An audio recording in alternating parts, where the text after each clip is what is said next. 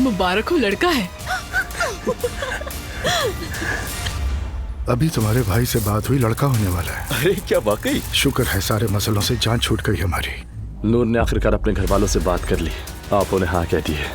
I can't believe it, बहुत मुबारक हो यार। सुमैया खाला, आप तो मेरी माँ जैसी हैं, क्या आप मेरे साथ चलकर नूर का हाथ मांगेंगी? ज़ैनब ने आखिर बनवा लिया भाई। ये चांदी की है? जी भाई। लगता है कि तुम्हें खोने का डर उनके असूलों से भी बड़ा साबित हुआ।